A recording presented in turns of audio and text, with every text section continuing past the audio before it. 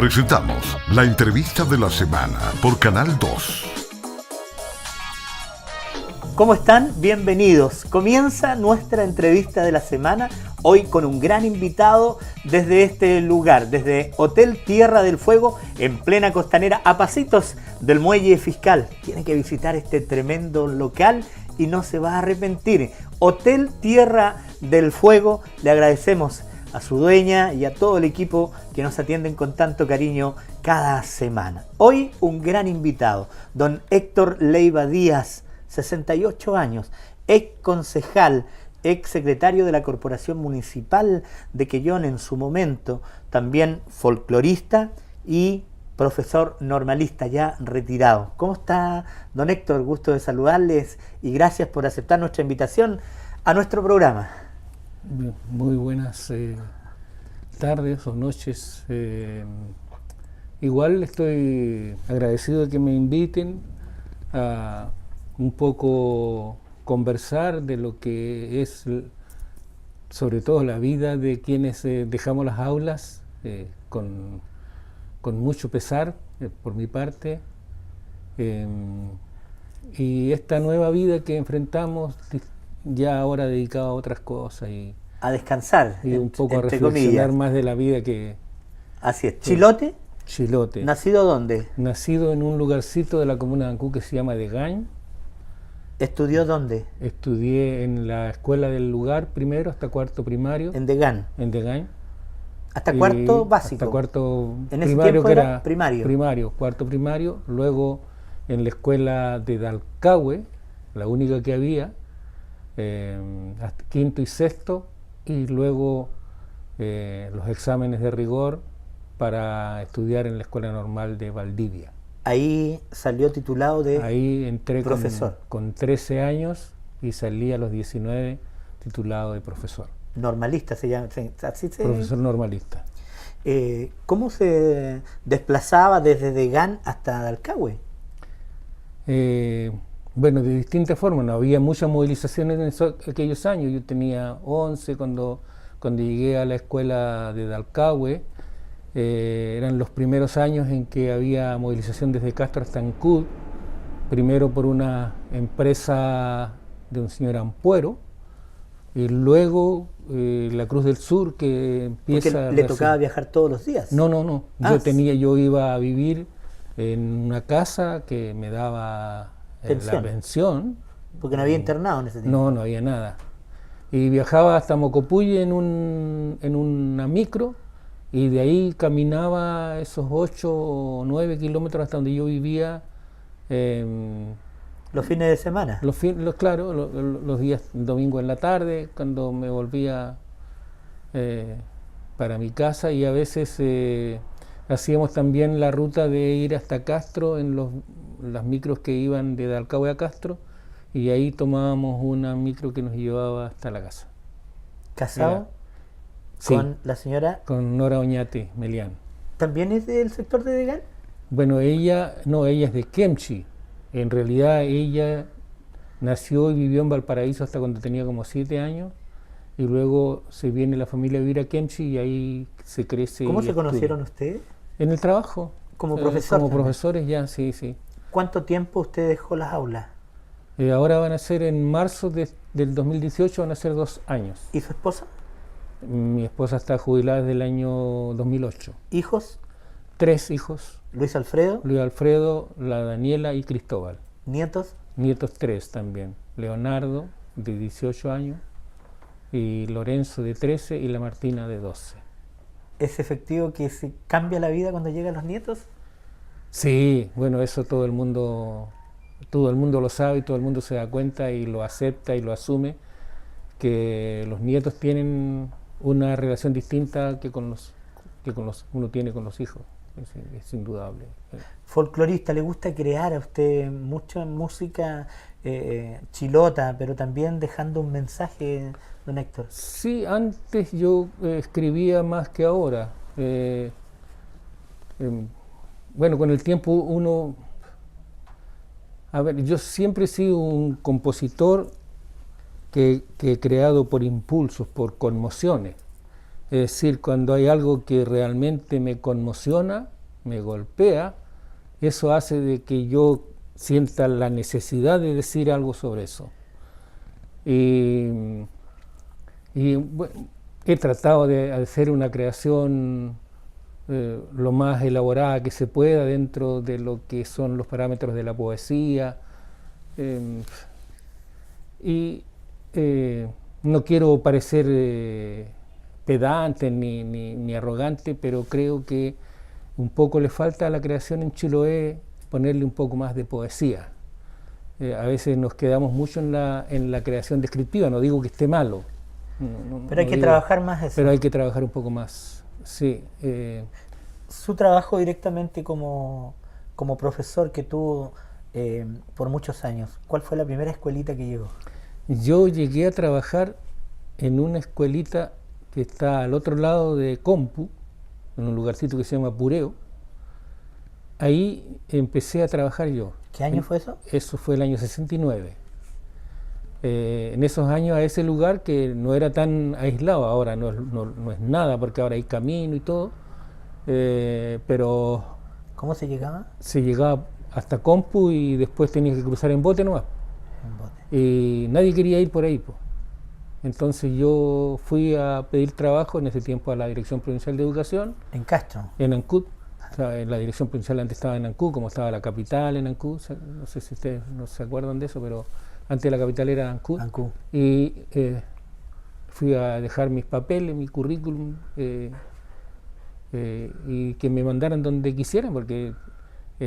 necesitaba trabajar necesitábamos trabajar. Entregar lo que había aprendido. La escuela normal tenía, como eran los colegios antes, tenía la gracia de que las personas que no teníamos muchos recursos podíamos estudiar, porque era todo gratuito, internado incluido y todo. ¿Cuánto tiempo estuvo en Pureo? ¿Cuántos niños Yo estuvo a su cargo? Estuve el 70, 71, el 72, hasta el 74. Estuve allí en condiciones de trabajo que yo digo, si ahora a un profesor lo llevaran a trabajar ahí, en esas condiciones presenta un recurso de protección. Me explico. Cuando yo llegué, se había desplomado la escuela. El edificio escolar se había desplomado producto de un temporal. Era una escuela antigua. La profesora a la cual yo fui a reemplazar tuvo esa intuición que tienen las mujeres y un día de temporal sacó a los niños 20 minutos antes. Y en 20 minutos se derrumbó la escuela. Por lo tanto, cuando llegué yo a trabajar ahí, la escuela estaba en el suelo, los escombros.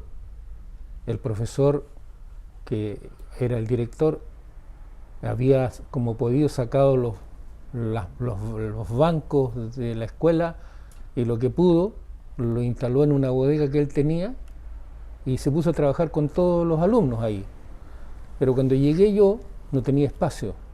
El único espacio que había era una casucha que había al lado de la playa, porque él además tenía un almacén y él tenía una casucha al lado de la playa donde él almacenaba sal, porque antes la sal venía en bolsas de arpillera de 80 kilos. Entonces la casucha esa tenía unos 2,5 metros de ancho por unos 5 metros de largo. No tenía ventana, tenía dos huecos en la pared y tenía una puerta como puerta de jardín, porque él necesitaba que entrara aire, y toda la pared, gran parte de la pared y el suelo estaba impregnado de la humedad de la sal. Así que ahí nos fuimos. Por lo menos con la sal iban a durar los alumnos. ¿Pero y qué sintió en ese momento de encontrarse con su puesto de trabajo en esas condiciones? Sabes que era normal. Era normal. Era normal. Bueno, por un lado, la escuela normal te preparaba para hacer todoterreno. Es decir, yo cuando llegué a ese lugar sabía desde cocinar, arreglarme la ropa, plancharme la ropa, coserme los botones, hacer ojales, dobladillar mi surcir, porque te preparaban para ir a los lugares más inhóspitos. No solo era la preparación académica, sino que había una preparación para el trabajo con los más desposeídos. Y esa era una cuestión de regla de oro de todas las escuelas normales. Por eso es que hacen tanta falta. Y Y no sentí, y nadie, ni yo, ni muchos, aquí en Quillón hay muchos que también trabajaron en pésimas condiciones, nadie se sentía ni mártir ni héroe. Era lo que te tocó y con lo que te tocó tenías que funcionar. Esa era la filosofía. ¿De qué tiempo lograron levantar la escuela? ¿Al año? No, el año 72, a través de un proyecto de una institución que había en Chiloé que se llamaba el Instituto Corfo, y el Instituto Corfo Chiloé era una especie de concurso. Aquí se hicieron 2 o 3 escuelas, también aquí en Quillón alguna, daba todos los materiales, todos, y la comunidad ponía el trabajo y levantaba el edificio. La mano de obra. Sí. Y así se hizo otra escuela que todavía es la que existe todavía en ese lugar. ¿Ha ido a visitarla? Sí, yo he ido muchas veces. ¿Y saben que usted fue un profesor sí, en ese Yo tengo lugar? mis alumnos, los encuentro, todavía nos tenemos mucho cariño. Es gente hoy día, algunos de más de 60 años, porque yo cuando llegué tenía 19, o había cumplido recién 20 había cumplido, y yo tenía alumnos de 15 años, por lo tanto hoy día tienen más de 60. Entonces encontrarme con ellos, ya hoy día somos casi parejitos, y es muy lindo recordar esos años, porque yo uno todavía es un poco más que un adolescente nomás cuando tiene 20 años, y para qué vamos a estar con cosas. ¿De Pureo para dónde nos fuimos? Yo de Pureo, después el año 75, esta es una anécdota media tragicómica, porque el año 75 decidimos venirnos nosotros a vivir a Quillón. Porque producto de la situación, yo era un tipo que tenía una vida política, que no estaba de acuerdo con el régimen que se instauró el año 73, por lo tanto estábamos bastante mal, andábamos un poco errantes, y teníamos un hijo, el mayor de nuestros hijos, que trabaja en el liceo él, y entonces nuestro hijo estaba un poco tiempo con la mamá de mi mujer, otro poco tiempo con una hermana mía que vivía con mi mamá, y así, bueno, el año 75 nos vinimos definitivamente a vivir a Quillón, sea como sea. Y presentamos una solicitud, se hacía en ese tiempo, de traslado para estar en un lugar que pudiera permitirnos tener una casa. Dijimos que no teníamos casa, no podíamos ir juntos por la situación del trabajo. Y un buen día de marzo del año 75 me llaman de la Dirección Local de Educación, que era ese tiempo, que era un departamento del Ministerio de Educación. Y yo le dije a mi mujer cuando salí de la casa, bueno, hasta aquí llegó mi carrera artística, porque yo pensaba que me llamaban para despedirme, porque la situación era así. ¿Sintió miedo en ese momento? Creo que no. Es de esas cosas que uno dice, bueno, la mano se viene así y hay que asumirla. ¿Estaban preparados? Claro, estábamos preparados. ¿Usted es socialista? Yo fui del Partido Socialista, pero ideológicamente he sido un tipo de izquierda toda mi vida. O sea, y moriré así. O sea, soy un tipo que sí tengo la antigua formación de la amistad cívica, de esta pluralidad de pensamiento en que podemos tener distintas formas de pensar, pero eso no significa que seamos enemigos, de esa democracia un poco más a la antigua que había. Y bueno, y resulta que llegó a la oficina y el jefe me dijo, mire, ¿sabe? Se le aceptó su traslado. Y me trasladan a la escuela de Llamo Central. Y ahí estuve un año, el año 75, y en Hueque Trumao, que es la escuela donde yo finalmente terminé trabajando, la habían cerrado el año 74. Y habían ordenado... ¿Por qué lo habían cerrado? Lo cerraron por esa... Tema político también. Claro. Esa era una escuelita muy precaria, y habían ordenado que los profesores y los alumnos se trasladaran a la escuela de Llamo Central. Pero la comunidad indígena y los apoderados se negaron y no mandaron a sus niños a la escuela. Los profesores los trasladaron arriba de Llamo Central, los profesores fueron para allá, pero los alumnos no. Entonces ellos siguieron peleando. Yo hablaba después con ellos muchos años después, y le decía que cometieron casi una irresponsabilidad, porque por mucho menos gente lo pasó más mal. Bueno, ellos el año 76 logran que, de tanto pelear, que les reabran su escuela. Y ahí... Pero mientras ese tanto, ¿usted dónde hizo clases? En Chamo Central. ¿Directamente ahí? Directamente en la escuela. Pero no me habla que cerraron la escuela. No. La escuela que es la actual Comerruca, esa era la que habían cerrado. ¿En Hueque Trumado? En Hueque Trumado. Ah, ya, y usted se fue arriba, Chamo Central. Claro, que esa era un anexo de la escuela de Chamo Central. Hablemos para que la gente sepa, es a la altura de los Tres Uribes, arriba. Correcto, esa. Chamo Central. Ya. Así que ahí nos acomodamos. El año 76, como digo, en julio por ahí, llega la orden de reabrir la escuela Comerruca, que es ahora. Antes se llamaba la escuela, tuvo un número después de la 1170. Y el jefe, que yo conocía de muchos años antes, que era un hombre que estuvo aquí, que se llamó don Raúl García Lagos, que él había sido profesor en la localidad de Puntra, que era la antigua estación de ferrocarriles, cerca del lugar donde yo nací.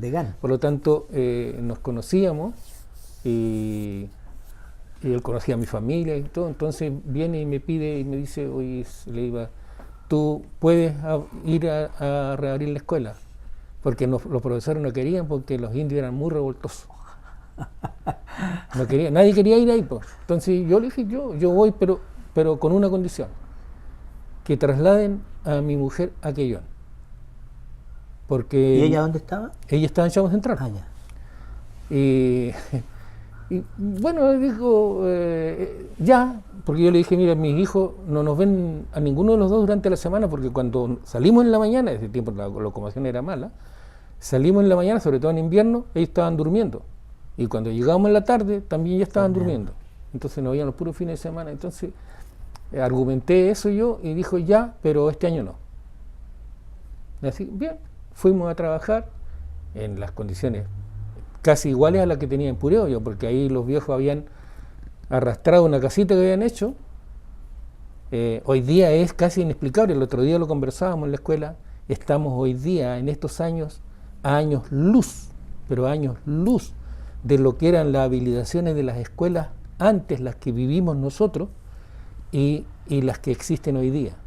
Y ese es un progreso que muchas veces, porque se va dando de una forma tan normal, no se nota, no se valora. No se valoriza.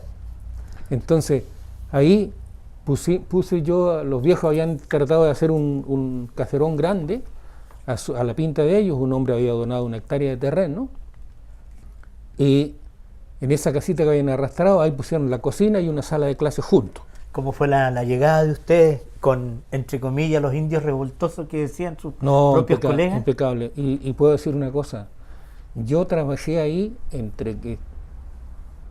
total más de 35 años. Jamás tuve una palabra con alguno de ellos.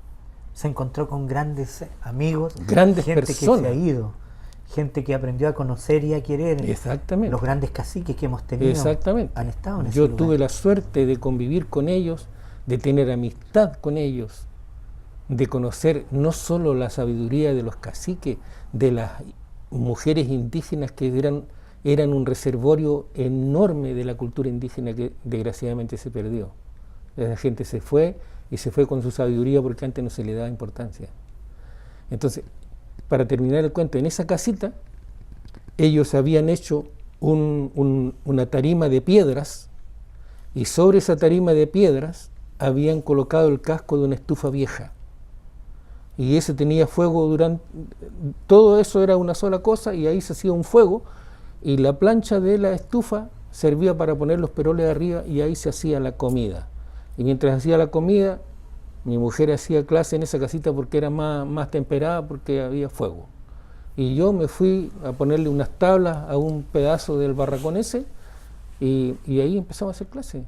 Si yo, la escuela, el edificio, el único edificio que conozco y que conocí que tenía las habilitaciones para hacer escuela, fue hasta el año 2003, cuando nos pasamos a la escuela que aún existe en la escuela Comerruca. Es un tema precioso en lo personal para usted, un gran aprendizaje con el pueblo huilliche y que sin duda da para mucho para hablar. Y rescato lo que usted dice, por ejemplo, se fue mucha gente valiosa sin entregar, dejar ese legado, porque no existía en ese momento, o venía gente y lo plasmaba y se hacía dueño de eso también. Claro, después vino la desconfianza además, por eso mismo. Vino la desconfianza de la gente de entregar sus saberes a personas desconocidas porque nunca veían nada como resultado de eso, solamente que lo que ellos entregaron se fue, nunca más supieron ni de sus cosas ni de la persona.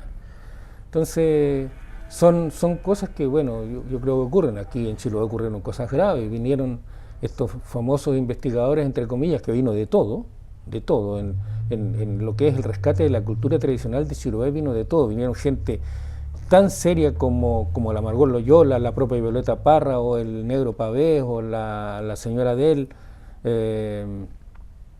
y fueron gente que hicieron un trabajo minucioso y muy responsable, pero también vino una oleada de gente oportunista que se robó los rabeles de las escuelas, de las iglesias, y se robó los cuadernos historiales de las escuelas, de las iglesias, que eran verdaderas crónicas históricas de las comunidades. Eso ya no existe. Le arrancaban las hojas a los cuadernos historiales. Y eso no existe. Entonces, sí, Chiloé hubo una época en que sufrió toda una depredación de los testimonios de su cultura. Y eso, bueno, pasaron en esos años, nadie decía nada. Las comunidades, lo único que hicieron fue a lo mejor encerrarse más y ponerse un poco más desconfiados. Dentro de esas creaciones usted hizo y entregó también a la gran Margot Loyola una canción preciosa, La Pericona por el Lincomán. ¿Podemos escuchar un poquito esa canción? ¿Cómo nace esa canción, don Héctor? Mira, esta canción, bueno, yo tuve la suerte de ser amigo, y lo soy todavía, de la familia hasta la hora de Santos Lincomán. ¿Queda un hijo solamente? Dos hijos. Claro, queda uno de los hombres y dos mujeres. Queda Ariel, la Emiliana y la Zoila. Ellos son los que quedan. Esa familia tuvo la mala suerte de irse perdiendo casi, cada tanto tiempo se perdía uno de ellos. Y una lástima porque ellos eran los depositarios de un montón de cosas que también se han perdido.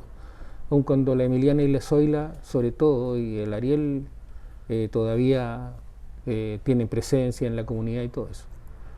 Pero no se le ha valorado ese trabajo nunca en su momento, sí, vago. En la comunidad, cuando antes ellos hacían una peña, yo iba todos los años a cantar a la peña de ellos. Siempre los tenían presentes, la comunidad siempre los ha valorizado, sí, y eso es muy importante. Yo soy testigo de que la comunidad los ha tenido siempre en un lugar de privilegio, la figura de Santos Lincomán y de su familia. Y entonces, cuando él se muere el año 74, en junio del 74, yo quise dar un testimonio de mi amistad y pedí llevar porque la urna se llevaba en los hombros de la gente. Entonces, traté de ponerme entre los que llevaban la urna, y mientras iba con los otros llevando la urna, me hice la promesa de escribir una canción en su homenaje. Y ahí nació esto. Nació La Pericona por Lincomán. ¿En qué año nació la Pericona? El año 74. ¿La escribió posteriormente? La escribí posteriormente del ¿cómo se llama? Del funeral de José Santos. Por eso es que dice: Chaguanti estaba triste al atardecer, era tu despedida, lloró él también. Eso era, porque era una tarde entre sol, con lluvia, así, de esas tardes pálidas de junio.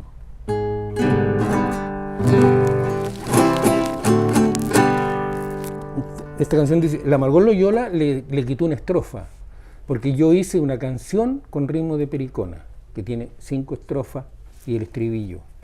Ella lo convirtió en una pericona tradicional, con la métrica, la estructura de una pericona. 4 estrofas y estribillo. ¿Ella le pidió permiso? Sí. Sí.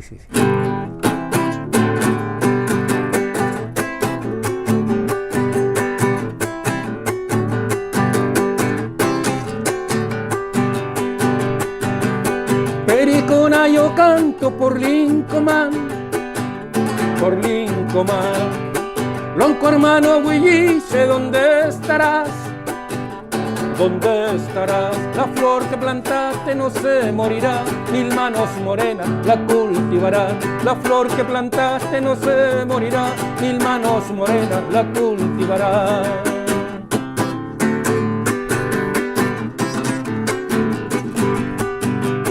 Aprendí de tu vida que siendo humano, no hay raza ni colores, somos hermanos, somos hermanos. La flor que plantaste no se morirá, mil manos morenas la cultivarán. La flor que plantaste no se morirá, mil manos morenas la cultivarán.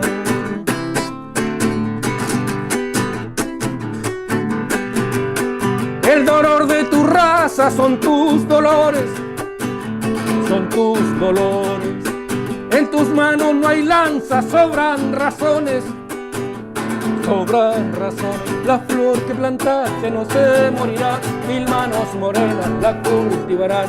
La flor que plantaste no se morirá, mil manos morenas la cultivarán.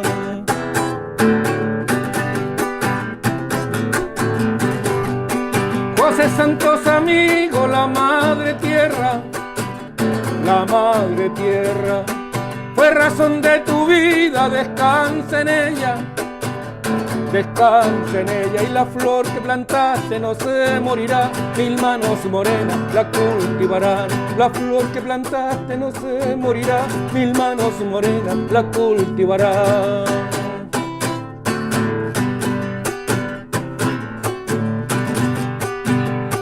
Chaguanti estaba triste al atardecer, al atardecer. Era tu despedida, lloró él también, lloró él también. Y la flor que plantaste no se morirá, mil manos morenas la cultivarán. La flor que plantaste no se morirá, mil manos morenas la cultivarán, la cultivarán. Pericona por Lincoln, preciosa canción que a esta hora escuchamos con nuestro gran invitado de la semana, don Héctor Leiva Díaz. Vamos a una pausa y ya retornamos desde este local, desde Hotel Tierra del Fuego. Ya retornamos, no se vaya.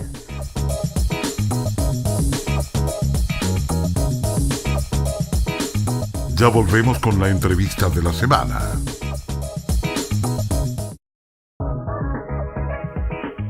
Continuamos con la entrevista de la semana por Canal 2.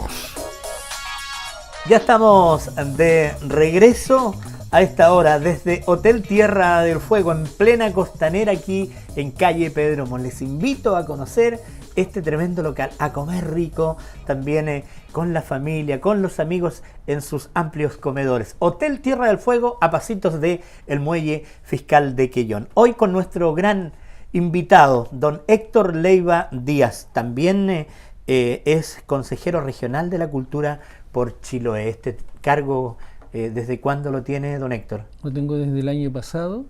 Es un cargo en que instituciones culturales y de la provincia postulan a una persona, ¿cierto?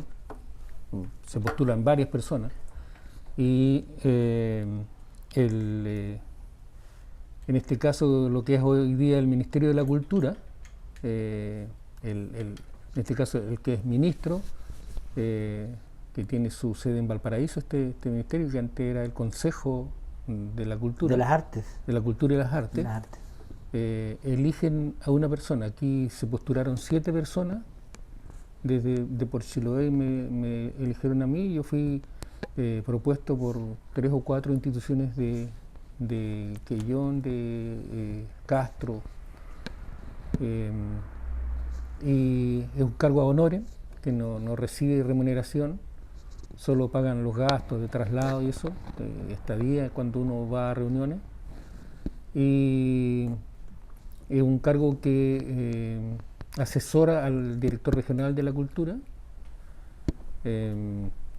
¿Quién está a cargo de Ahora esa es una dirección? niña, estaba porque ya ella parece que salió iba a tener guagüita, salió con postnatal, una niña que se llamaba Evelyn Almonacid.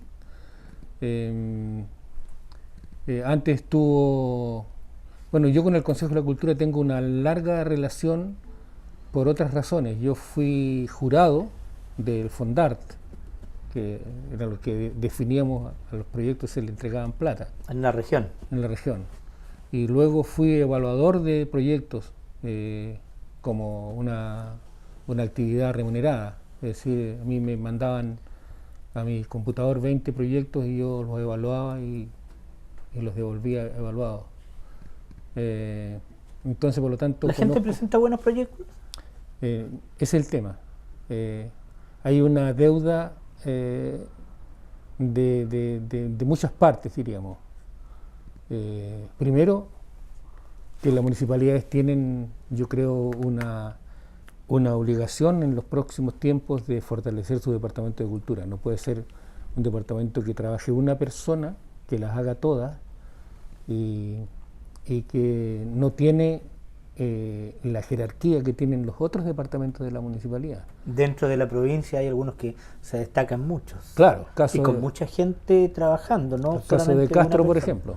El caso de Castro, y hay gente que traspasa lo que debiera hacer, traspasa los distintos gobiernos comunales, como el caso de Moncho Yáñez en Nachao, por ejemplo, Así es. que ha habido alcaldes de distintos signos y él, él permanece porque él tiene una expertise y tiene una experiencia, tiene una personalidad, él mismo es una personalidad de la cultura. Una llegada especial con la gente y es muy querido. Entonces, esa debiera ser un poco el perfil de la gente que trabaja en cultura. Y insisto, incluso en las municipalidades muchas veces se dan descoordinaciones, por decir.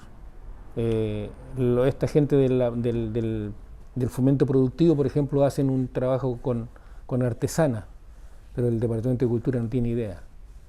Entonces, esas coordinaciones internas hacen falta.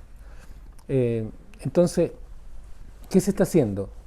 Se está Eso le iba a preguntar qué medidas bueno, por lo pronto, que usted considera importantes se han implementado para incentivar las creaciones de parte de los ciudadanos. pero primero que todo, se está haciendo una cosa que para mí es una cosa de fondo, que es que el Consejo de la Cultura pone a disposición de las municipalidades, que son números acotados de municipalidades por año, pero que cada vez se va incrementando, que son dineros para que las municipalidades construyan sus planes comunales de cultura. ¿A contar de este año? A contar de este año. Bueno, este año salió Quellón. Entre los que se habían beneficiado este año salió Quellón. Aquí se está haciendo en Castro, Ancud, Puqueldón, Quellón, no recuerdo otro, pero de las 34 comunas que son ahora en la región de los lagos, me parece que hay 20 que ya están con recursos, son alrededor de 7 millones de pesos, que le entrega el Consejo de la Cultura a las municipalidades para que construyan su plan comunal de cultura. Eso tiene como contrapeso, como contraparte a la municipalidad, que tiene que obligarse a destinar el 2% de su presupuesto a cultura. ¿Usted cree que se hace necesario incorporar más horas en educación para desarrollar las capacidades y habilidades artísticas de nuestros niños, niñas y jóvenes? Bueno, está comprobado que la música, sobre todo, está comprobado a nivel de neurociencia, que la música es una verdadera bujía para despertar otras habilidades y otras capacidades en las personas. Todo lo que es el arte es que el que desarrolla la personalidad más importante de las personas. Yo veo, por ejemplo, aquí los niños que están en la orquesta juvenil,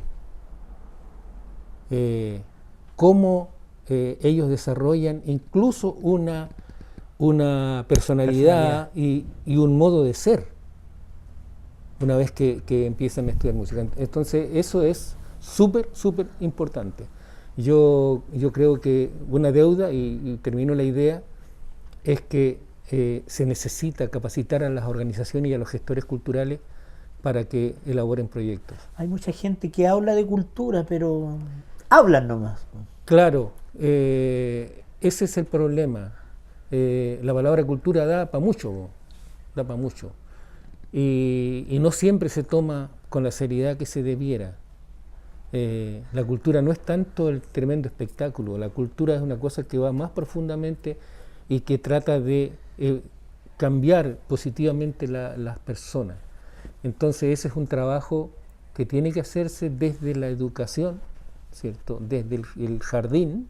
Eso, las parvularias hacen mucho de esto. Su trabajo se basa mucho en incentivar y despertar las capacidades de los niños para su socialización y para la construcción de su personalidad. Ejemplo, año a año, un ejemplo, a nivel local, el conjunto folclórico Yauquil tiene que andar mendigando a nivel regional dineros para hacer la peña Amador Cárdenas. Claro, claro. Bueno, esas son cosas que tienen que ver con las correcciones que necesariamente en algún momento tendrán que darse, digo yo. Por un lado hay una vertiente que son los famosos estos 2% de cultura del gobierno regional. Pero no todos quedan. Claro, que se definen por otros lados. Ese es el problema. Ahora, uno puede entender que la plata no alcance para todos. Uno puede entender eso.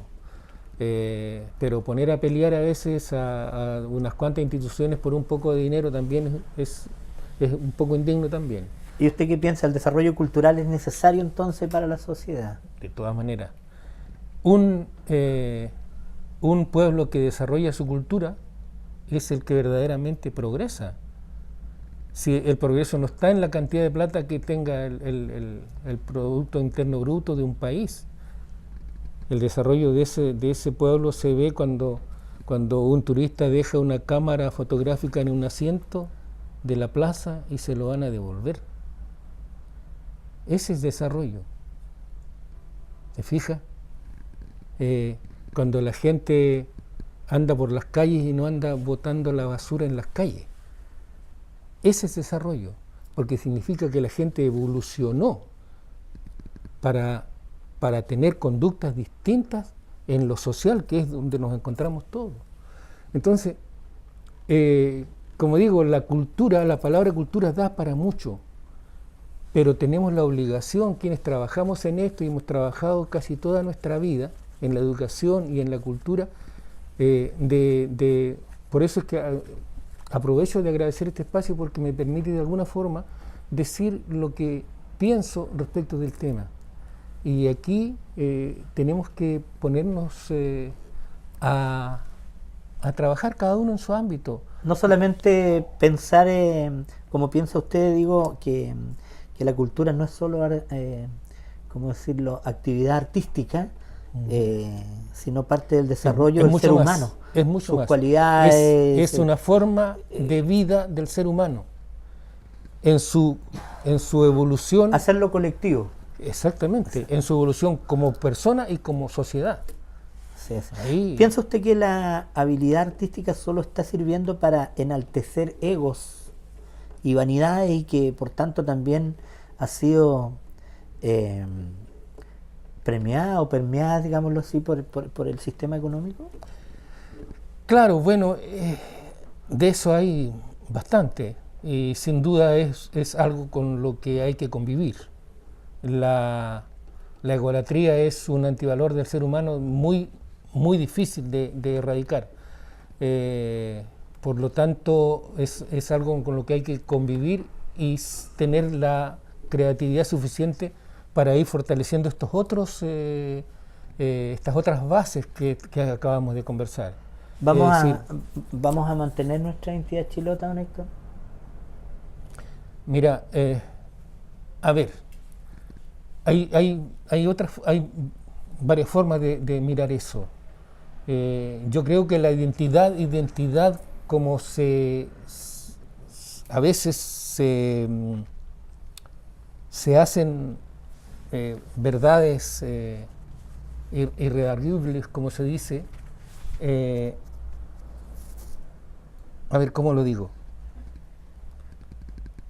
Necesariamente, en un mundo que no es de ahora, sino que desde su nacimiento ha ido influyéndose entre comunidades, nunca una comunidad va a permanecer completamente pura sin que nada la afecte.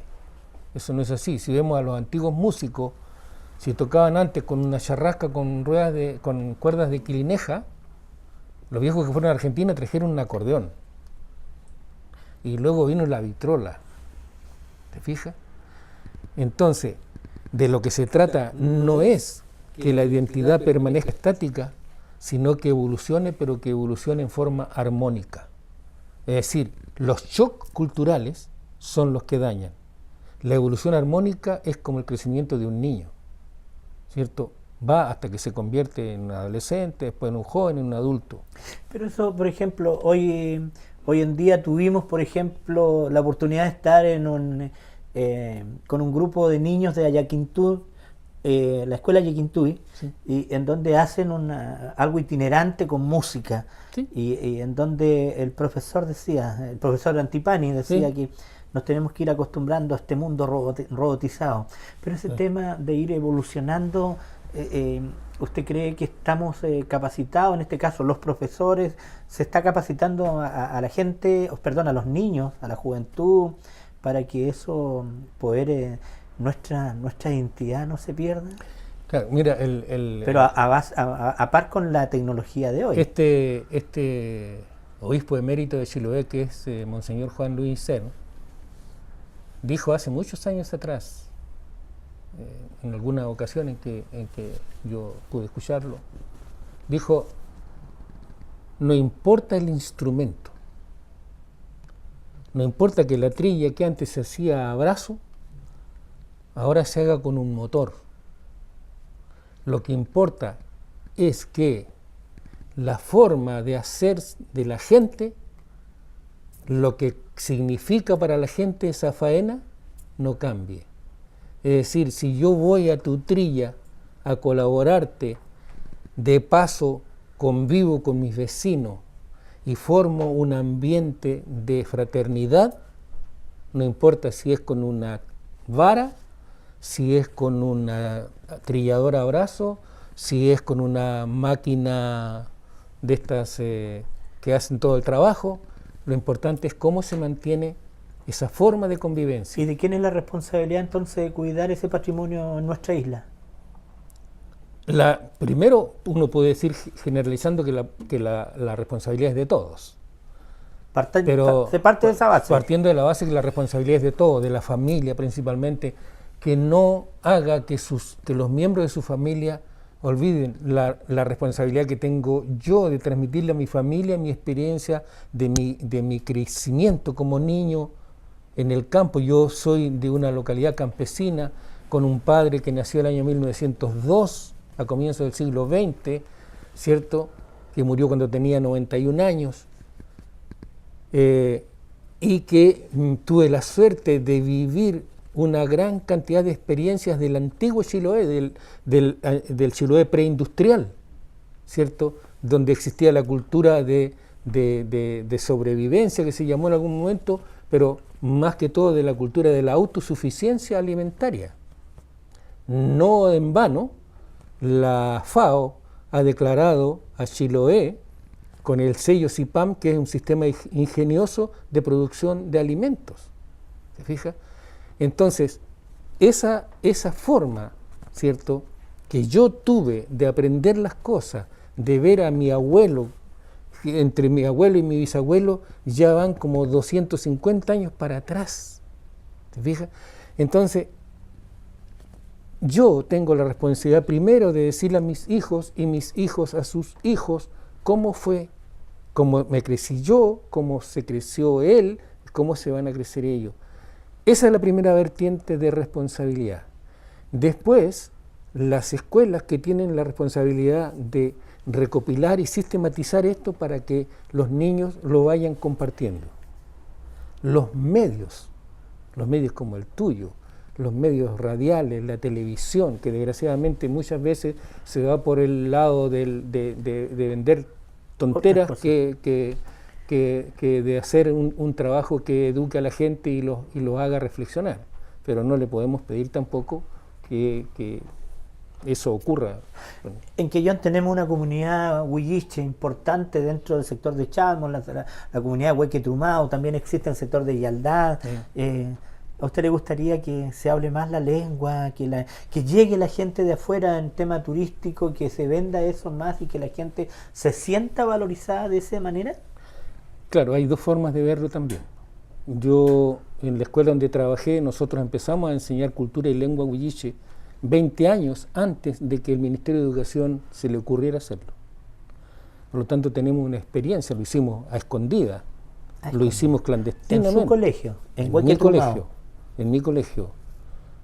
Robándole horas a las clases de historia primero, y luego cuando cambia la nomenclatura de las asignaturas del plan de estudio de la escuela, y en vez de castellano aparece lenguaje y comunicación, entonces yo llego y pongo 2 horas de lengua huilliche. ¿Está arrepentido de eso? No, al contrario. Yo llegué a una comunidad el año 76 cuando reabrimos la escuela Comerruca, en que el peor insulto, más que sacarle la madre a un niño, era decirle indio tal por cual. 20 años después, y quizás menos, después de un trabajo muy, muy dedicado, muy constante que hicimos, todos los que hemos trabajado ahí, los niños, cuando alguien extraño llegaba, empezaban a hablar en lengua y a cantar canciones en lengua huilliche. Es decir, pasaron de la negación a la exposición orgullosa de su cultura. ¿Se le ha valorizado eso que hizo usted a escondidas? Sí. ¿En su momento? Sí. ¿Y fue perseguido por eso? No por eso, por otras cosas. Pero eso, a ver, yo tengo una formación familiar de profesional y como persona sobre ideas. Y lo digo muy en serio, fíjate. Yo pasé algunas pellejerías en tiempo de la dictadura, no me arrepiento de nada de lo que hice, porque creí que lo hacía con la convicción de que estaba haciendo algo bueno. Yo no le estaba robando a nadie, yo no le estaba agrediendo a ninguno, yo estaba defendiendo lo que para mí eran valores intransables. Eso por un lado. El tema de la cultura indígena, mucho antes que yo, lo había hecho Santos Lincomán, cuando se mete a la mala a la escuela de compu a enseñar a los chicos la lengua huilliche. Luego lo toma, cuando él se muere, lo toma la Domitila Cuyul, y luego un poco se pierde. Y nosotros empezamos el año 93, ¿cierto? 92, 93, empezamos a hacerlo en la escuela. Como digo, clandestinamente, porque el Ministerio de Educación no lo aceptaba ni lo tenía en ninguna de sus partes. Entonces, como te digo, solo cuando cuando se cambia la nomenclatura de la asignatura y aparece lenguaje y comunicación, nadie me puede decir que eso no es lenguaje ni comunicación. O sea, yo podía defenderme con quien quisiera. Entonces, nosotros tuvimos educadores tradicionales mucho antes de que existiese lo que es hoy día, que es un gran avance que haya en las escuelas 4 horas de lengua y cultura indígena.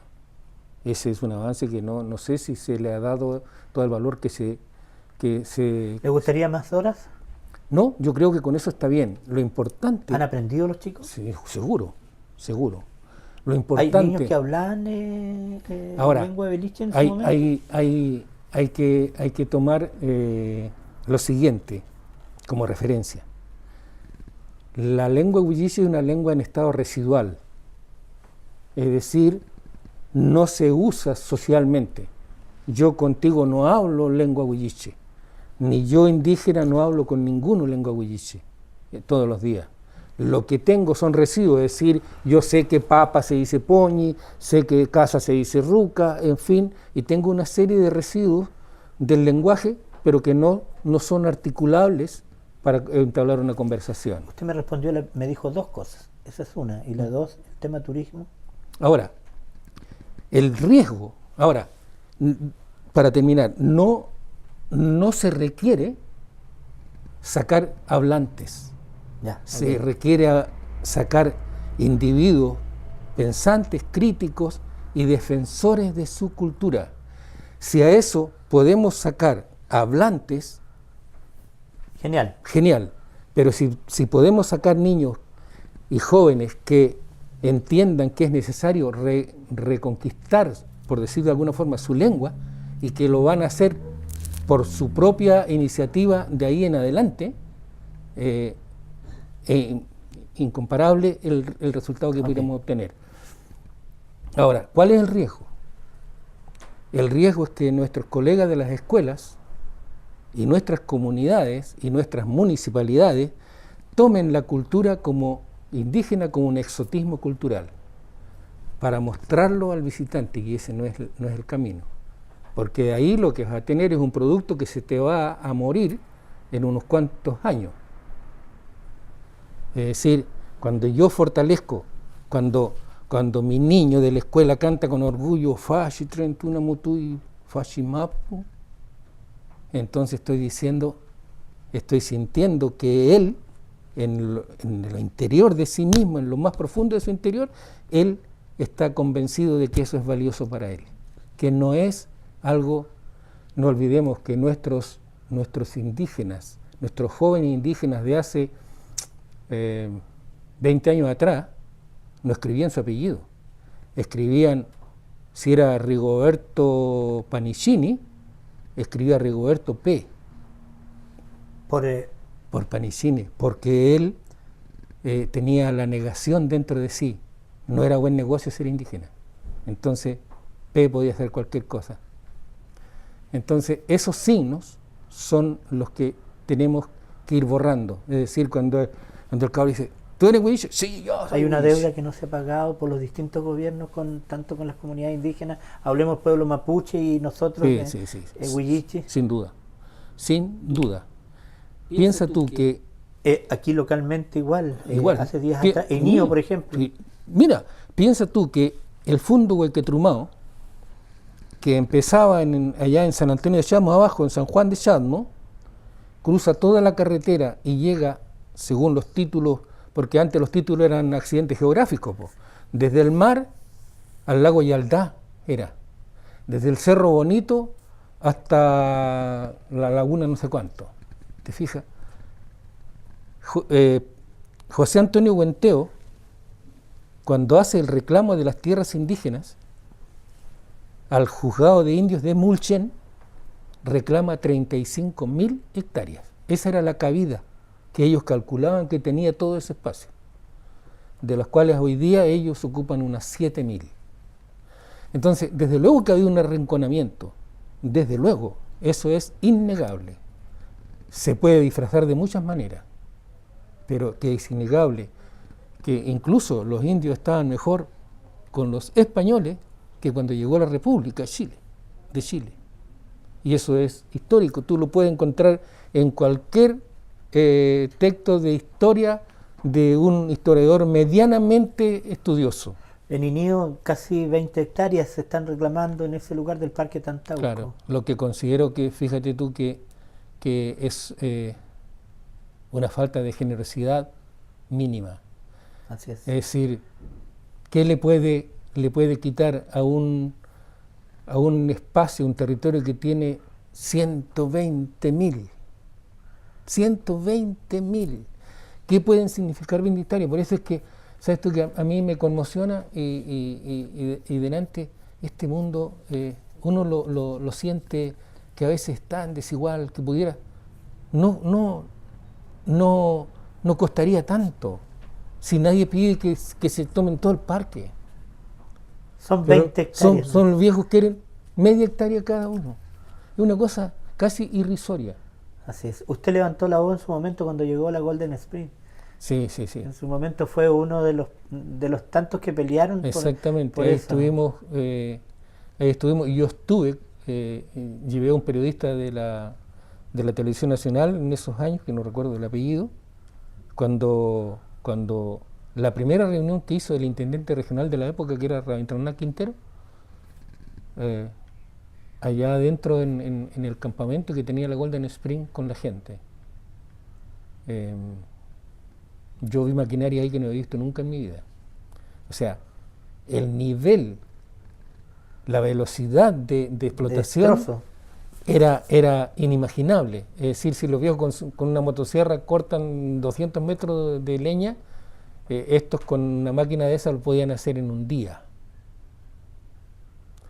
Porque habían máquinas que yo nunca en mi vida había visto, máquinas que tenían unas garras que tomaban ese árbol ahí y venía una sierra abajo. ¿Y se fue parte del bosque de ese lugar para afuera? Yo creo que alcanzó a irse muy poco porque ellos hicieron un camino. Ahora, los caminos, como es perfectamente comprobable, ellos nunca hicieron una alcantarilla. Llegaron y pusieron troncos en las quebradas y los ripio y vamos pasando. Ahí levantó la voz usted y creó una linda canción. ¿Podemos escuchar? Sí, pues ¿Cómo se llama esa canción? Yo hice una cueca que se llama Cueca por los Hijos de la Montaña, que es de ese tiempo, precisamente entre tanta cosa que uno iba pensando qué hacer, ¿cierto? Cómo levantar la voz, cómo hacer su aporte, en definitiva. Y quedó hasta los días de hoy esta cueca que se llama Cueca por los Hijos de la Montaña.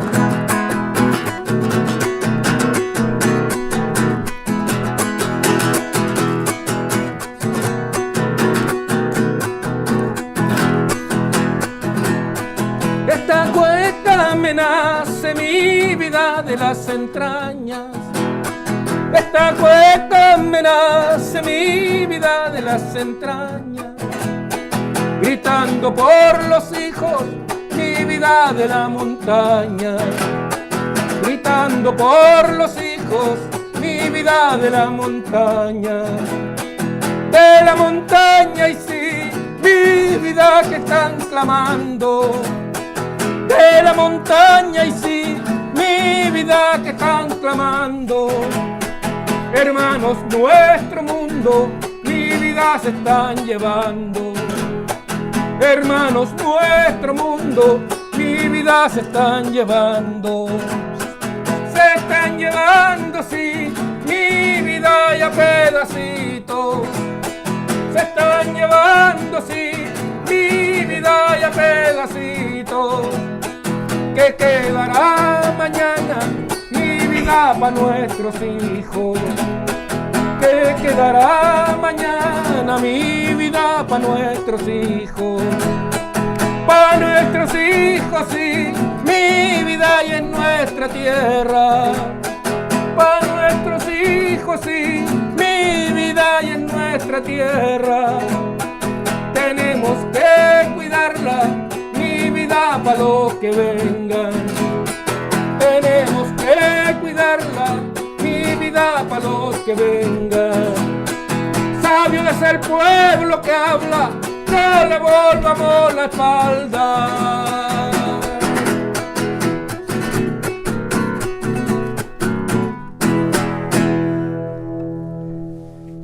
Don Héctor Leiva Díaz con esa hermosa interpretación.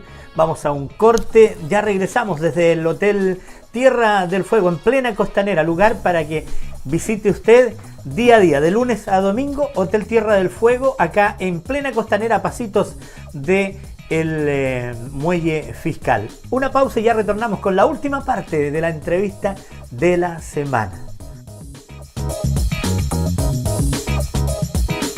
Ya volvemos con la entrevista de la semana. Continuamos con la entrevista de la semana por Canal 2. Ya estamos de regreso en la última parte de la entrevista de la semana, en directo desde el Hotel Tierra del Fuego. Hoy día con un tremendo invitado. La última parte digo porque ya se nos acaba el tiempo en esta entrevista. Don Héctor Leiva Díaz, hoy conversando con nosotros. Don Héctor, hay un tema que sin duda usted ha levantado la voz, ha hecho canciones, el tema del medio ambiente. En su momento hizo una canción preciosa, El Desagravio, por ejemplo, por la isla Cailín, tema que también han grabado pero muchos grupos. Así es. Y que hoy día lo veía emocionado con los niños cantándolo, sí, instrumentalmente precioso, y también con la vocalización de los niños de la Yaquintuy. El medio ambiente, un tema que usted ha levantado la voz muy fuerte. Y en realidad, bueno, sobre las canciones, la verdad es que si hay algo que me satisface es cuando los niños empiezan a cantar La Pericona por Lincomán. Increíblemente, yo he estado en varios lugares donde especialmente niños cantan esa canción, en las escuelas la enseñan. Y qué bueno, porque se resalta, yo soy mucho menos importante, se resalta la figura de un hombre legendario, el hombre indígena más importante del siglo XX y lo que va del siglo XXI en Chiloé, no hay otro como él, Santos Lincomán. Entonces, que se resalte su figura, aunque sea a través de esta canción, lo encuentro espectacular. El medio ambiente es quizás el gran problema que tienen y seguramente van a seguir teniendo las comunidades si es que no hacemos algo verdaderamente contundente desde distintos ámbitos, desde la educación, que es un gran aliado. El sistema educacional tiene y debe tener siempre entre sus valores más importantes a entregar a sus alumnos el tema del cuidado de la naturaleza y el medio ambiente. Cuando llegaron las salmoneras se levantó la voz en su momento Carlos Lincomán y fue sí, en ese momento recriminado, digámoslo así, por su misma gente o la comunidad. Claro, por su misma gente que lo encontraron que estaba hablando, que no quería que llegara a trabajo. Que era un flojo. Claro, pero el tiempo le dio la razón a él y está comprobado que bajo las jaulas de salmón no crece marisco, no crece nada, ni algas, nada. Es un peladero. Es como las plantaciones de pino, que debajo del pino, bueno, por lo menos debajo de los pinos crecen hongos que la gente cosecha. Pero ¿se le puede echar solamente la culpa a las salmoneras? No. Yo soy una persona que pienso, y lo digo con toda franqueza, que la gente que trabaja en el mar, los armadores, los lancheros, no serán todos, porque tampoco se puede echar a todas las personas en un mismo saco. Hago esa salvedad. Pero gran parte de la basura que vemos en esta misma costanera no tiene otro origen que no sea lo que se bota desde las embarcaciones. Porque está muy claro, yo en mi caminar diario que hago, he visto desde trajes de agua, baterías, cabinas de lancha, colchonetas, botellas, para qué decir, estufas, de esas estufas chiquitas, restos de esas estufas chiquitas que usan en las embarcaciones, ahí botados. Entonces, yo creo que es necesario que allí haya un paralelo. Claro, y se haga una acción también de educación de nuestros pescadores. ¿Quién tendría que hacer eso? Yo creo que todos, y especialmente la Capitanía de Puerto. Yo le preguntaba una vez a un dueño de embarcación, ¿a ustedes les exigen entre su habilitación de su embarcación un dispositivo para guardar la basura? No. Entonces, ¿dónde va a parar esa basura? Al mar va a parar. Y va a parar lo que se degrada, pero también se van las bolsas, las botellas. Claro. Entonces, usted pertenece a una junta de vecinos, ¿es efectivo que en algún momento ustedes solicitaron años atrás a la autoridad marítima que puedan ayudar? Claro, que fiscalizaran el borde costero. ¿Y hay qué respuesta tuvieron? Precisamente por el tema de la basura en la playa. Y nos contestaron, y eso está en los archivos de la... ¿En un oficio? Nos contestaron por un oficio, una comunicación oficial del jefe de ese tiempo, que no podían hacer nada porque la municipalidad no había puesto un letrero que diga prohibido botar basura. Entonces, ¿Y qué opinión tiene hoy día? Se hacen las campañas, se sacan a los niños de los colegios para hacer limpieza de playa. claro, claro. Y se publicita. Yo no digo que sea malo como una lección de vida para que el niño se dé cuenta del tremendo daño. Pero no nos podemos quedar con eso una vez al año. No nos podemos quedar con eso. Tiene que ser un trabajo constante y permanente. Yo delante lo decía en ese lugar donde estuvimos con estos niños, que aquí hay que hacer esfuerzos. Por ejemplo, hubo una época, desgraciadamente, después reventó mal, como se dice.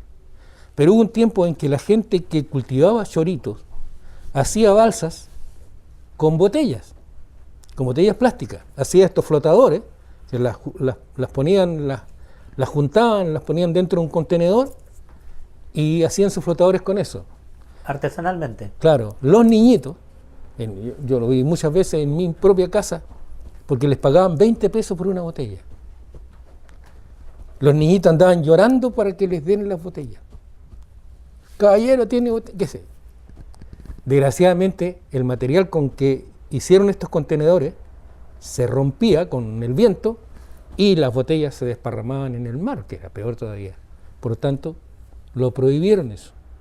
Entonces, yo decía aquí, es necesario, yo sé que desde la municipalidad están haciendo algún tipo de gestión, porque mi vecina, que es la niña Mariana Fernández,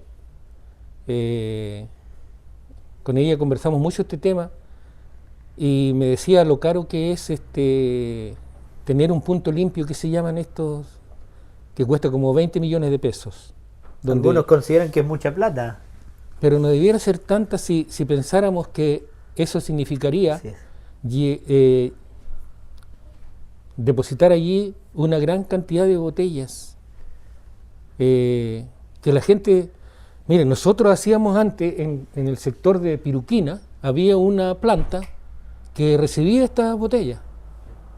Y las compraba y creo que pagaban por kilo, una miseria, pero al final. Y nosotros cuando íbamos para allá, para mi tierra, llevábamos 2 o 3 bolsas de estas en la camioneta, de estas botellas, y se las pasábamos a dejar ahí en la entrada de la puerta. Y era bueno porque nosotros nos deshacíamos de esas botellas que en realidad son todo un tema de contaminación. Lo que más uno puede ver botado en distintas partes son las botellas. Y no bueno, así las latas, porque las latas como las compran, es mucho más escaso de ver. También es un poco de cultura de nuestra gente. La Costanera había quedado preciosa con el tema de la plantación de algunos maceteros con lindas flores. Hoy día no hay ninguna, don Héctor. Yo dije, y me van a perdonar la expresión grosera, dije que eso era casi como darle caramelo a un chancho. Porque no fue respetado en lo más mínimo. ¿Para qué hablar de estas garitas preciosas que han hecho ahí? Con un material lindo, con estas ventanales de un material. ¿Cómo lo destruye? ¿Cómo se explica que un individuo destruya eso por el puro gusto de destruirlo? ¿Ir a contra quién? O sea, ¿quiénes son los que se cobijan ahí? La gente que va para las islas. Esos se cobijan ahí. Sin embargo, todas estas están rotas. Rotas no sé con qué elementos contundentes lo rompen y con qué finalidad. ¿Usted fue concejal de la comuna de Quellón? Del primer consejo que se eligió democráticamente. ¿Le gustaría ser nuevamente concejal? Nunca más. ¿Por qué? Nunca más. ¿Por qué? Tómese su café. Tómese ese sorbo de café. Estamos conversando con don Héctor Leiva Díaz. Ese es un tema... ¿No le gustaría ser concejal? No. ¿Por qué? ¿Sabes qué? Yo tengo una forma de ser que no es... ¿Se considera parco usted? No es compatible. No sé. Más bien he aprendido que el hombre es cómplice de su silencio y esclavo de sus palabras. Por lo tanto, cuando uno habla tiene que tener mucho cuidado, ser muy responsable de lo que dice. Ahora, yo tengo un tema con el consejo, con el ser autoridad o participar de este tipo de cosas. porque tengo una forma de ser que no es compatible. Yo no sirvo para hacer campaña electoral. Yo no puedo golpearle o palmearle la espalda a una persona que no me produce un afecto. Y siempre viví con la sospecha mía de que cuando yo saludo a una persona, que lo puedo saludar con afecto porque me produce afecto, él podría estar pensando que yo lo saludaba por interés del voto. Entonces, pero usted sacó una buena votación. Así es. Yo fui la segunda votación después del alcalde. Pero es un tema que no... ¿Le han ofrecido después Sí. nuevamente? Sí. No, yo estaba en la mitad del mandato. Del mandato, ¿Y cuando quería ya le renunciar? dije a la gente que me apoyaba que por favor busquen a otra persona, porque yo nada más quería salir arrancando del tema. ¿Ha cambiado la política de antes a hoy día? No lo sé, y yo no sé si ha cambiado. No pretendo ser arrogante ni... Por ejemplo, ha cambiado la efervescencia de las elecciones. Ah, sí. Ejemplo, aquí localmente hablemos, nosotros nos ha tocado transmitir muchas elecciones y había mucha efervescencia en su momento. Hoy se ha perdido, Sí. se termina un horario y se van todos para la casa. Sí. Se desaparecen los apoderados, los Sí, vocales sí. y todo el mundo. Sí. Y antes había mucho griterío. Sí, no, incluso parece que ni hubiese elecciones si no fuera por la franja esta de la televisión y un poco la propaganda que de repente aparece por la radio. Eso se ha perdido, ya no es lo mismo Sí, que antes. no es lo mismo. Pero como digo, yo... Nunca más concejal. No, nunca más no. ¿Y usted fue secretario de la Corporación Yo fui Municipal? secretario de la sí. ¿Cómo considera que lo hizo? Mire, yo no puedo decir cómo lo hice. Quienes estuvieron bajo mi responsabilidad son los que tienen que decir. Afortunadamente yo sé que hay buena opinión del trabajo que yo hice porque fiel a mi formación familiar, nunca, siempre tengo presente que los cargos son momentáneos, son coyunturales y que hoy tiene un cargo o una responsabilidad o una autoridad, como quiere llamarse, y mañana no, y tiene que seguir viviendo en el mismo lugar. ¿Y si lo llamaran nuevamente algún alcalde y le diga, quiero que sea el secretario de la Corporación Municipal? Ya pasó una vez y yo no quise. ¿Quién se lo ofreció? Don Luis Uribe. ¿Por qué no quiso? No quise. No. En contra de la opinión de mi familia, que a ver, en muchas cosas, por ejemplo, cuando yo me iba a presentar a concejal, me dijeron no te metas, tú no sirves para eso, no te metas. Bueno, me metí. Estaba arrepentido. Claro, yo te digo, para mí era realmente un sacrificio ir a la reunión. ¿Ha vuelto usted a alguna reunión de las actuales de los consejos? Solo este año pasado, este año, fui a hacer una exposición sobre el tema que hablábamos delante en la calle respecto de estas mesas territoriales que se hicieron por el tema de Chiloé, sitio mundial de patrimonio. Fui a hacerle una exposición, fue muy bien recibida y solamente eso. Solamente eso, pero no. No es que tenga mala onda ni nada, es una cuestión mía. Exactamente. Es una cuestión Entiendo. personal. Usted habló de que han cambiado los tiempos en el tema de cuando llegó una escuela a su escuelita en el sector de Pureo, después a Chamos, después a Hueque Trumao, en una situación pero paupérrima que hablaba usted. Hoy día han cambiado mucho las tecnologías, se encuentran con verdaderos palacios dentro de los colegios, las mismas postas, que está todo para la gente. Sí. Yo extraño mucho que la gente, bueno, será que a lo mejor es legítimo que la gente siempre quiera algo más, es legítimo. Pero, a ver, los que nos matábamos el lomo, yo hubo unos años que estuve fuera del servicio, ¿cierto? Con unas vacaciones largas que tuve, y me dedicaba a hacer flete en un cacharrito chico que yo tenía. ¿Un furgón? Un furgón. Y yo iba a Castro, es que me demoraba 3 horas y media, y volvíamos con el cuello tieso porque esquivando hoyo tras hoyo. Entonces el otro día yo escuchaba a un dirigente de los camioneros porque querían hacer una huelga y la justificación que él daba por la radio de la huelga era que no se había, aquí en Quellón, no se había hecho ese pedacito ahí en Chadmo, donde se había roto el pavimento producto del terremoto. Entonces yo decía, oye, es que este amigo no anduvo en los caminos de antes. Yo recuerdo que cuando hicieron la primera pavimentación, para nosotros era una supercarretera. Una supercarretera. Entonces, la gente pareciera ser que no se conforma porque a lo mejor no tiene la historia que tuvimos los viejos más de antes, donde la vida era mucho más precaria, hay que reconocerlo. La escuela hoy día es una escuela, yo voy a la escuela donde trabajé, tienen una biblioteca, tienen computador en la sala, 2 computadores, tienen equipos de audio, tienen data show. Las pizarras. ¿Para qué hablar? La tiza no se conoce hace 15 años atrás, ya no existe la tiza. En base al tiempo, don Héctor, hay una creación de una agrupación nueva en Chiloé que lidera a Luis Isser, que fue obispo de Ancud, y que usted también está inserto junto a otros amigos que en el tema cultural.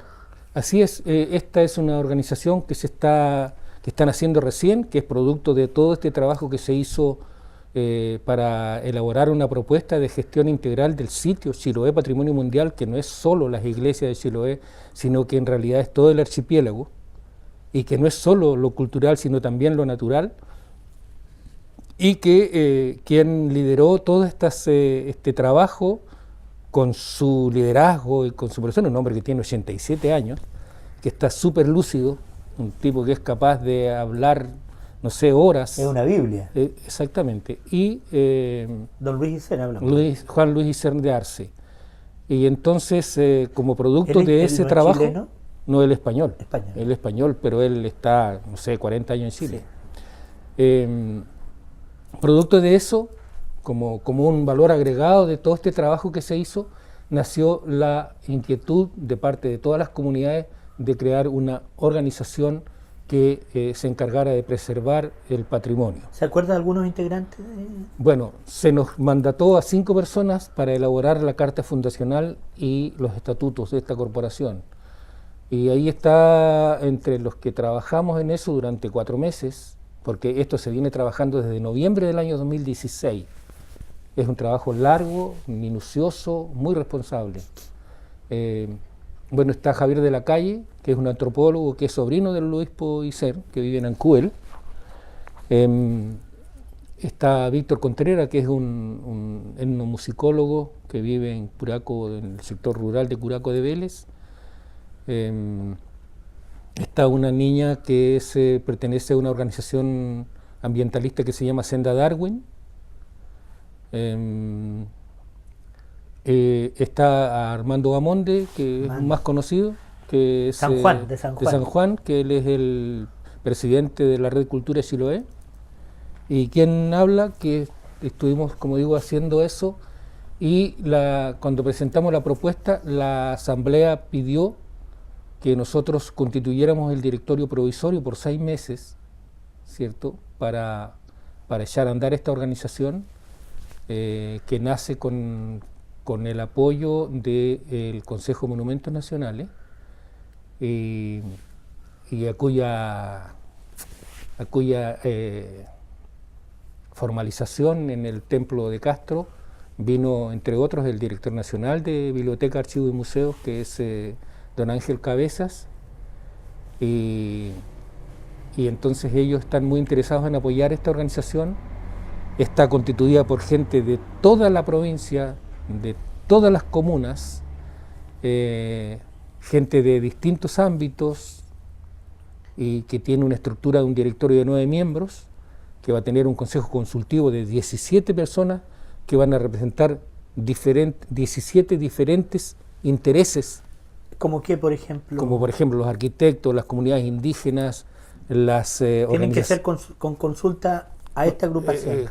Claro. Lo que se quiere hacer en Chiloé. Estas organizaciones van a tener un representante en ese consejo consultivo. Ese consejo consultivo va a estar constituido por 17 personas. y va a tener un consejo de expertos que es el que va a trabajar en temas coyunturales, por ejemplo, los arquitectos o, por ejemplo, los ingenieros ambientales o en los distintos proyectos, porque esta organización va a trabajar sobre la base de proyectos específicos en educación, en investigación, en preservación, en fin. UNESCO apoya potentemente el patrimonio, en este caso las iglesias, Claro. que son patrimonio. Bueno, y que fue un... ¿Qué opinión tiene de eso fue usted? fue ¿Sirve ese apoyo A ver, la UNESCO es un organismo que otorga estos sellos, Sí. ¿cierto?, que son muy valiosos y muy apetecidos por los países, por los estados nacionales, como habló usted también del CIPAM, por ejemplo? como hablé del CIPAM, que el CIPAM es un sello de calidad que no lo tienen todos, es decir, Así es. Chiloé es el único que lo tiene, por decir algo. Entonces, eso le da un plus. O sea, el que de repente Chiloé sea considerado un sitio a visitar no es gratuito. Es producto de todo este trabajo que se viene haciendo por distintas personas y que de mucho tiene tiempo. como ese resultado. Ahora, ¿qué pasaba con las iglesias? Que las iglesias, la primera reunión que tuvimos en Castro, la encargada de la iglesia de Achao dijo: ustedes no lo van a creer, pero la iglesia de Achao se vende como sitio turístico en Boston. Y de allá vienen las delegaciones turísticas a visitar la iglesia y ellos no respetan si adentro hay un velorio, si hay un casamiento, si hay un foto. Es un show para ellos. Claro, entonces eso, Hay que entre otras pararlo. cosas, hay que pararlo, y por eso es que hay todo un trabajo de declaración de zonas típicas alrededores de las iglesias para empezar a preservar y empezar a ordenar este tema, porque ya era tierra de nadie, ¿eh? Le quiero preguntar un tema huilliche que se me escapa preguntarle a usted, porque usted lo puede hablar con autoridad por tantos años, Ujú. ligado a las comunidades, en este caso en Hueque Trumao. Veo mucha gente que de repente se coloca un chiñeto, don Héctor. Bueno, eso es así. Un chiñeto, hay que decirlo que Sí, es un... es un distintivo, es un cintillo que se coloca en la cabeza que es... Con una- es un con una signo- estrella. Sí, pues, ¿Cuántas puntas tienen? ¿Seis? Tiene 7 puntas. 7 puntas. Sí. Es un signo de identidad visible, físico. Pero eso se puede ver por bien y por mal. Depende de la intención de cada uno. El chiñeto es este distintivo, y que la gente se lo ponga y lo luzca es un signo de que se avanza. Es decir, ya no me escondo detrás de la puerta yo. Usted lo ve así. Yo lo veo como que esa persona aparece y dice: sí, yo soy indígena, y con mucho orgullo lo digo.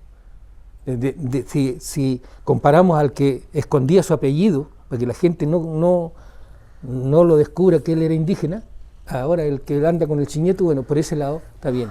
Ahora, no vamos a descubrir ni vamos a inventar la rueda cuando podemos decir que entre la gente indígena, como entre todos los seres humanos, hay gente buena, más o menos, y gente mala, tal cual.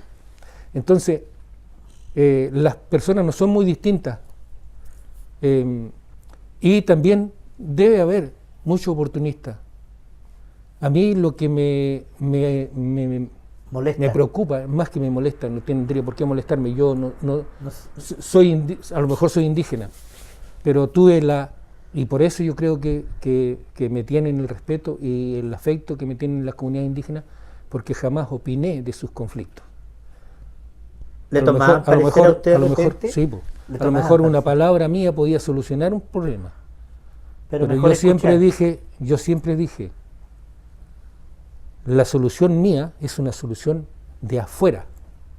Ellos tienen que encontrar la solución adentro, aunque se den de cabezazo. Porque la solución mía no es una solución verdadera. ¿Está dividido el pueblo huilliche Sí en está. Quillón? Sí, yo no sé si en Quillón, pero en Hablemos muchas de comunidades, nuestra comuna. están fracturadas las comunidades. Hueque Trumao es una, por razones más bien, yo creo que hasta personales, Familiares. ¿cierto? Familiares. Tampoco vamos a descubrir ahora que clanes familiares han existido Así es. durante toda la historia de los pueblos. Don Héctor, tuvo un momento difícil dentro de su vida y que lo ha marcado a usted. Fue un exonerado, en su momento tuvo que dejar de hacer docencia. Sí, ¿Un sí. momento que lo marcó? Yo creo que más bien me marcó para bien. A ver, ¿cómo lo digo? Cuando a mí me llegó la carta de despido, por razones políticas, nunca pudieron encontrar que yo hiciera un mal trabajo, que no fuera dedicado, en fin. Y yo siempre traté de ser un buen profesional, lo digo con mucho orgullo, un tipo que estudié toda mi vida, y a la vista está, puedo decir con orgullo que sí me siento respetado por mis pares, pero sabía solamente hacer clase yo. Pero nosotros teníamos un trabajo familiar que en esos años era atender a los relegados. Y no voy a esconder que yo fui un tipo que estuve de frente en contra del sistema. No lo escondí nunca y de frente estuve en contra del sistema. Por lo tanto, en mi familia estábamos advertidos y teníamos asumido que en algún momento eso no iba a ser gratuito. Por lo tanto, cuando llegó, de hecho después se supo que nos querían echar a los dos del trabajo para que nos fuéramos del pueblo. ¿Habla de los dos con tu esposa? Con mi esposa, sí. ¿Qué año fue eso? Y me iban a relegar a mí. Eso fue el año 87, a comienzo del año, fines del 86, comienzo del 87. Y yo estuve fuera del trabajo hasta el año, como en septiembre del año 90. Y, ¿cómo tomó esa noticia cuando lo llamaron nuevamente? yo estaba con una colonia de niños campesinos y de aquí, niños más pobres de aquí del pueblo, en Chonchi, una colonia escolar. Y vine durante la mitad de la semana a ver a mi familia y cuando vine estaba ahí el sobrecito esperándome. Pero no hubo ni un drama en mi familia, lo digo con mucha sinceridad y lo digo también con mucho orgullo. No hubo ninguna catástrofe. Aquí nos vamos a arreglar y a nadie le han cortado los brazos y de hecho me puse a trabajar. ¿Y por qué digo que fue positivo? Porque a mí me quitaron el miedo a perder el trabajo. Es decir, nunca más nadie se atrevió a decirme te vamos a despedir, porque podía decir ahí tienen su trabajo, yo sé cómo ganarme la vida. Entonces eso te da una fortaleza que no se compra en la farmacia. Esa dignidad de persona no se compra. Entonces en ese sentido yo soy un tipo que ¿Se siente orgulloso de todo lo que ha hecho? Me siento orgulloso de lo que he hecho. ¿Y su familia también? Por supuesto. No tengo rencores. Soy a pesar de que muchos con el dedo le dijeron mucho. Pero eso hay que entenderlo. Es decir, cuando yo reconozco que tuve una muy buena formación política, en el buen sentido de la palabra, formación política en lo filosófico, en lo sociocultural, en todo. Entonces, esas son cosas que tienen que tenerse previstas. Es decir, cuando alguien me apunta con el dedo, mientras no me diga tú eres un sinvergüenza, tú eres un ladrón, tú eres un abusador, etcétera, lo otro es opinión. Es opinión. Y las opiniones, como uno puedo tener una mala opinión de alguien puede tener una mala opinión mía, porque nosotros no podemos ser monedita de oro, no podemos caerle bien a todos. Entonces, ¿qué lo emociona a usted? A mí me emocionan muchas cosas. Y últimamente que me estoy poniendo más viejo, estoy más llorón también. Me emociona la desigualdad. ¿Se daba en Queñón? Sí. Eso. ¿Cómo se puede arreglar eso? Siendo mejores nosotros nomás, educando mejor a nuestros niños, que el día de mañana tengan otra mirada con su semejante. No hay otra. Quiero llevarle un ping-pong con preguntas que son fáciles. Estamos conversando con don Héctor Leiva Díaz. Nos emocionamos también por sus palabras. Vamos a un ping-pong. Un libro. Mira, hay un libro hermoso, muy bien escrito, que se llama El hombre que amaba a los perros, de un escritor cubano que se llama Leonardo Padura. Y es la historia, usted sabe que uno de los ideólogos del movimiento bolchevique en Rusia fue Trotsky, y un gobernante tristemente célebre de Rusia, de la Unión Soviética, fue Stalin. Y cuando Stalin empezó a gobernar, se apropia de todo el poder y empieza a tener esta controversia con Trotsky, lo persigue, y lo persigue para matarlo. Bueno, la historia es esa de cómo Trotsky huye, ¿cierto?, por distintos países, llega a Cuba, después llega a México, y en México logran matarlo. Entonces son tres historias, la del escritor, o del narrador en este caso, la de Trotsky, y la del tipo que es adiestrado para matarlo. ¿Sigue leyendo? Sí, bueno, ahora voy a empezar a leer de vuelta, porque estuve con un problema en la vista, cataratas, que me impedía realmente ¿Cómo leer. está la salud de usted? Yo puedo decir que tengo una buena salud. Le voy a contar un dato. Yo trabajé 42 años efectivos en educación, en la escuela, día tras día. Y solamente en esos 42 años tuve una licencia médica cuando me operaron de apendicitis. Nunca falté a la escuela por enfermedad. ¿Un viaje? Soy malo para viajar yo. Soy ¿Pero muy habrá malo algún para viaje salir. por ahí deseado? Yo soy solo de los... Mire cómo es la cosa. Soy malo para salir por salir. Si no tengo un objetivo de estudio, de ¿Ha salido trabajo... fuera de Chile? Solo a la Argentina. Ahí me gusta ir porque ahí tengo mi hermano.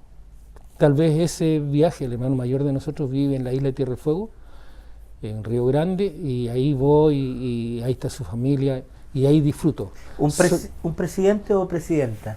Allende, El 11 de septiembre. una tragedia. ¿Un plato preferido? Soy de los platos chilotes, una buena cazuela de cordero con cochayuyo. O con luche. Sí. Qué rico, Sí, ya. sí, sí. No siga. Una copa de vino, blanco o tinto. Tinto. Qué buena elección. Quillón. Bueno, el pueblo que me recibió, donde he vivido 43 años, he tenido de dulce y de gras, como se dice, pero así es la vida, pero que aquí nacieron mis hijos, aquí viven. Yo incluso había pensado en irme una vez que jubile, yo tengo dónde ir, dijo, pero mis hijos viven aquí, por lo tanto aquí me quedé. ¿Cómo quiere que lo recuerden? Como una persona sencilla, que anduvo por la vida lo más recto que pudo. Chiloé. Es mi patria. Su esposa. La compañera de 40 y tantos años. Leonardo, su nieto. Sí, un tipo muy estudioso, es un tipo que tiene una capacidad de estudiar. Él es el mayor. El mayor, salió ahora de cuarto medio con 6.9 de promedio. ¿Qué quiere seguir? Él quiere seguir una ingeniería en recursos naturales renovables, que se da desafortunadamente solo en 2 universidades. Lorenzo tiene 13 años y le gusta el hip hop. Así es. ¿Cómo lo toma eso usted? Porque es una muy bien. Mira, es una cosa que los jóvenes hoy en día, los hip hoperos, están muy bien. Muy bien.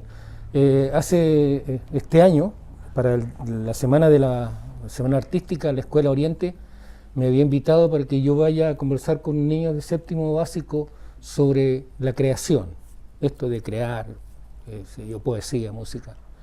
Entonces yo lo invité a él y le dije, vamos, y le mostramos a los niños cómo es la creación mía, cómo es la creación tuya.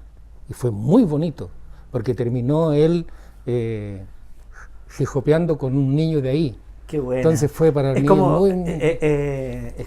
son como las payas los hip hoperos en el tema folclórico. Martina. Martina es mi nieta, la única mujer, muy querida por nosotros. De hecho, su abuela anda por el colegio porque ella hoy fue premiada por su desempeño académico, que es muy alto también. Le gusta mucho estudiar a ella. Sí, ahí el Lorenzo es un poco más flojo, pero los otros son Los remeros de Compo. toda una historia. Y yo tengo una historia de amistad con esa familia, a tal punto de que cuando mis hijos eran pequeños, cuando íbamos a la casa de Santo Lincomán, ellos lloraban para no venirse. El pueblo Huilliche. Es toda mi vida. Huequetrumao. Lo mismo, es la comunidad en la cual yo estuve 35 años de mi vida y donde aprendí muchas de las cosas buenas que afortunadamente tengo en mi persona. El puente de Chacao. Puente Chacao creo que es un absurdo. Es un absurdo mientras no hayan otras tantas cosas que Chiloé necesita. Juan Ormeño. Un gran amigo y gran luchador. José Santos Lincomán. La inspiración no solo mía, sino de muchas personas que van por la vida con su legado. Mujeres indígenas. La fortaleza del pueblo indígena, en realidad ahí está.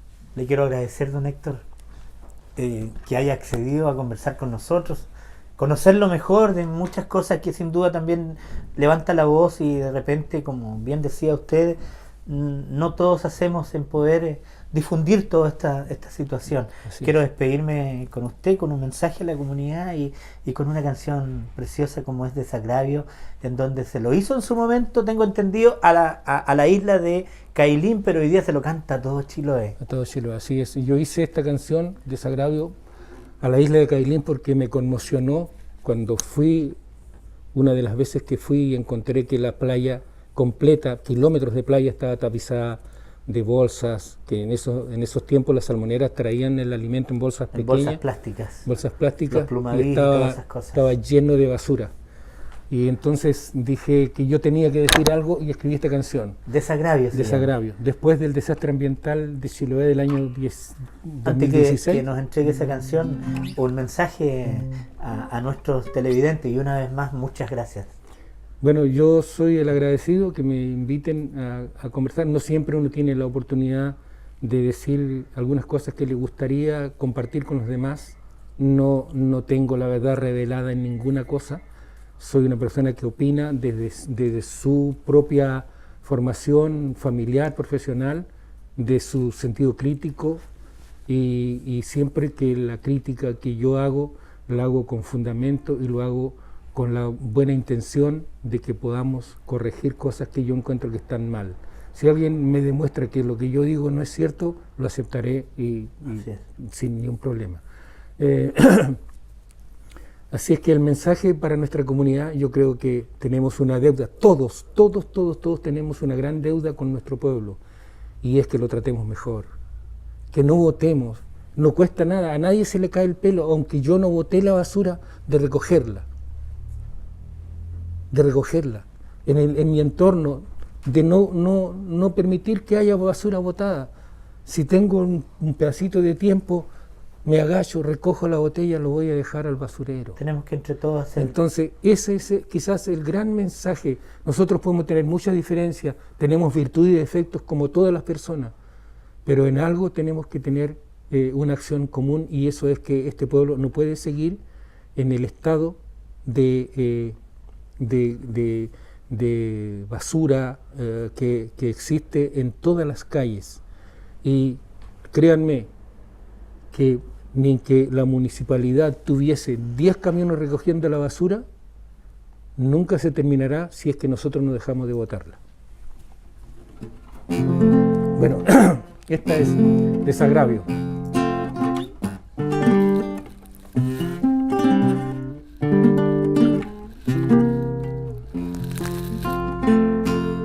Nunca te imaginaste, Chiloé de mis amores, que por tus corredores de belleza sin par, un día el mar tu amigo traería un equipaje que invadió tu paisaje sin perdón ni piedad. Un día el mar tu amigo traería un equipaje que invadió tu paisaje sin perdón ni piedad. Con impotencia y pena tus costas recibieron todos los desperdicios que al mar van a parar. Miles de bolsas plásticas, desechos industriales, llegaron a raudales con mugre y fealdad. Miles de bolsas plásticas, desechos industriales, llegaron a raudales con mugre y fealdad. Por todos los lugares de esta tierra encantada, donde la vida puso su hermosa pincelada, en nombre del progreso y la santa economía, se va muriendo el alma, la paz y la alegría. En nombre del progreso y la santa economía, se va muriendo el alma, la paz y la alegría. Evocará sin duda los tiempos ya pasados, cuando a tus ensenadas arriba van cansados navegantes chilotes, capeando tempestades, esperando bonanza luego de un largo viaje. Navegantes chilotes, capeando tempestades, esperando bonanza luego de un largo viaje. El viento enfurecido sopla y sopla más fuerte, parece que quisiera librarte de esta suerte, dejar inmaculadas tus playas rumorosas, descontaminar todo, limpiar tu cara hermosa. Dejar inmaculadas tus playas rumorosas, descontaminar todo, limpiar tu cara hermosa. Cantando por Chiloé, hoy digo simplemente que aunque sea un momento, pensemos diferente. Seguro que es posible encontrar la fe perdida, buscar progreso humano, respetando la vida. Seguro que es posible encontrar la fe perdida, buscar progreso humano, respetando la vida. Seguro que es posible.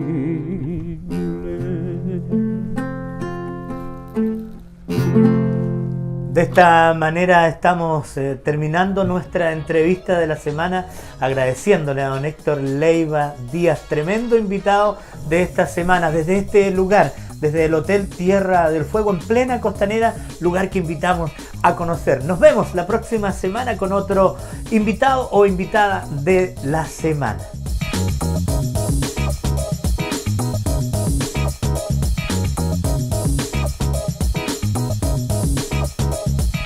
La entrevista de la semana por Canal 2.